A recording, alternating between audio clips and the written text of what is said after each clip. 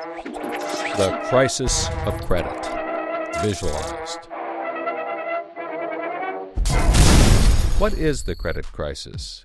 It's a worldwide financial fiasco involving terms you've probably heard like subprime mortgages, collateralized debt obligations, frozen credit markets, and credit default swaps. Who's affected? Everyone. How did it happen? Here's how. The credit crisis brings two groups of people together, homeowners and investors. Homeowners represent their mortgages, and investors represent their money. These mortgages represent houses, and this money represents large institutions like pension funds, insurance companies, sovereign funds, mutual funds, etc. These groups are brought together through the financial system, a bunch of banks and brokers commonly known as Wall Street.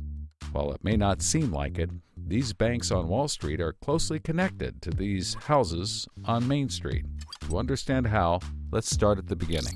Years ago, the investors are sitting on their pile of money, looking for a good investment to turn into more money.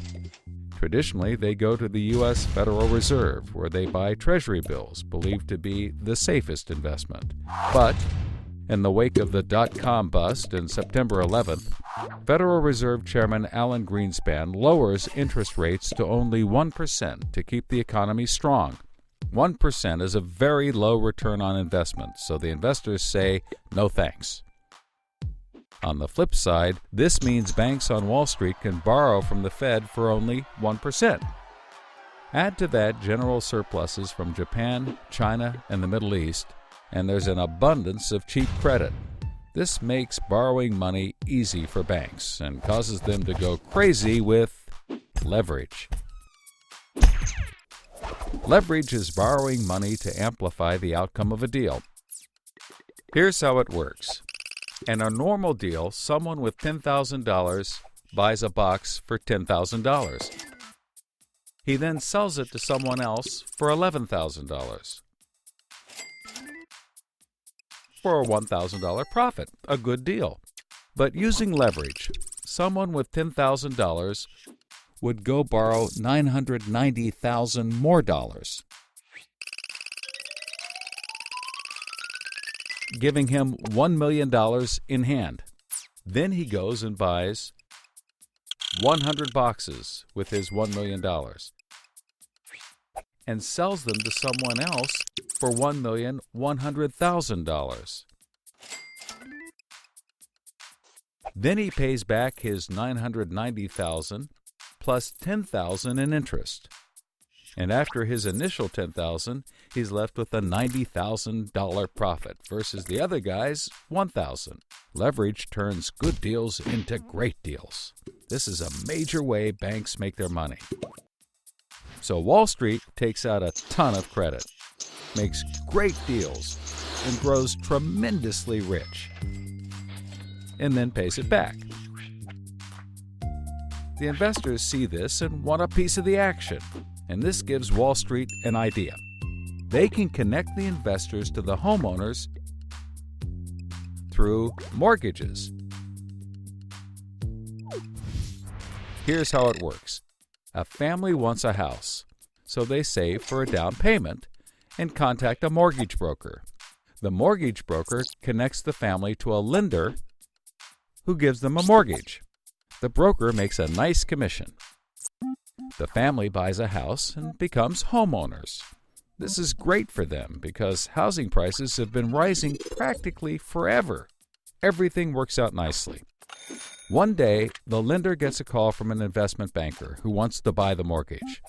The lender sells it to him for a very nice fee. The investment banker then borrows millions of dollars and buys thousands more mortgages and puts them into a nice little box. This means that every month he gets the payments from the homeowners of all the mortgages in the box. Then he sicks his banker wizards on it to work their financial magic, which is basically cutting it into 3 slices: safe, okay, and risky. They pack the slices back up in the box and call it a collateralized debt obligation, or CDO. A CDO works like 3 cascading trays. as money comes in, the top tray fills first, then spills over into the middle, and whatever is left into the bottom. The money comes from homeowners paying off their mortgages.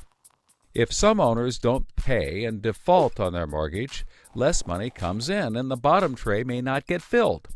This makes the bottom tray riskier, and the top tray safer.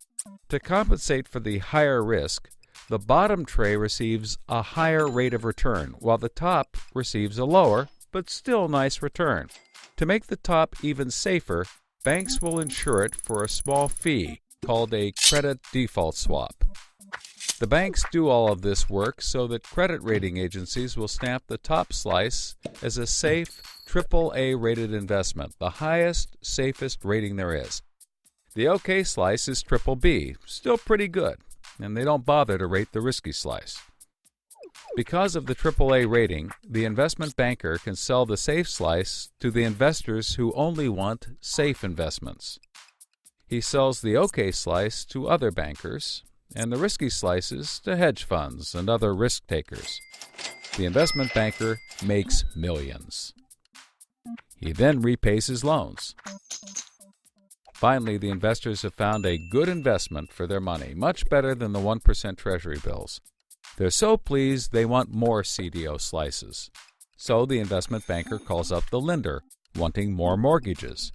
The lender calls up the broker for more homeowners, but the broker can't find anyone. Everyone that qualifies for a mortgage already has one, but they have an idea.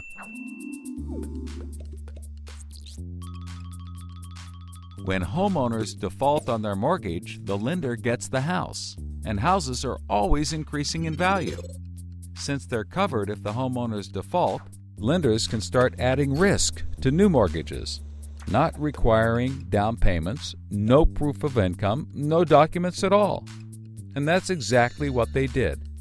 So instead of lending to responsible homeowners, called prime mortgages, they started to get some that were, well, less responsible.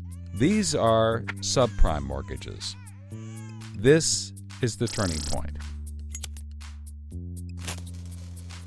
So, just like always, the mortgage broker connects the family with a lender and a mortgage, making his commission. The family buys a big house. The lender sells the mortgage to the investment banker, who turns it into a CDO and sells slices to the investors and others. This actually works out nicely for everyone and makes them all rich. No one was worried because as soon as they sold the mortgage to the next guy, it was his problem. If the homeowners were to default, they didn't care. They were selling off their risk to the next guy and making millions, like playing hot potato with a time bomb. Not surprisingly, the homeowners default on their mortgage, which at this moment is owned by the banker. This means he forecloses and one of his monthly payments turns into a house. No big deal. He puts it up for sale. But more and more of his monthly payments turn into houses. Now there are so many houses for sale on the market, creating more supply than there is demand, and housing prices aren't rising anymore. In fact, they plummet. This creates an interesting problem for homeowners still paying their mortgages. As all the houses in their neighborhood go up for sale, the value of their house goes down, and they start to wonder why they're paying back their $300,000 mortgage when the house is now worth only $90,000. They decide that it doesn't make sense to continue paying, even though they can afford to, and they walk away from their house. Default rates sweep the country, and prices plummet. Now the investment banker is basically holding a box full of worthless houses. He calls up his buddy, the investor, to sell his CDO, but the investor isn't stupid and says, no thanks. He knows that the stream of money isn't even a dribble anymore. The banker tries to sell to everyone, but nobody wants to buy his bomb. He's freaking out because he borrowed millions, sometimes billions of dollars to buy this bomb, and he can't pay it back. Whatever he tries, he can't get rid of it. But he's not the only one. The investors have already bought thousands of these bombs. The lender calls up trying to sell his mortgage, but the banker won't buy it, and the broker is out of work.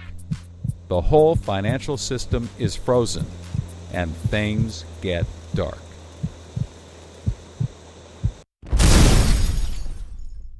Everybody starts going bankrupt. But that's not all. The investor calls up the homeowner and tells him that his investments are worthless. And you can begin to see how the crisis flows in a cycle.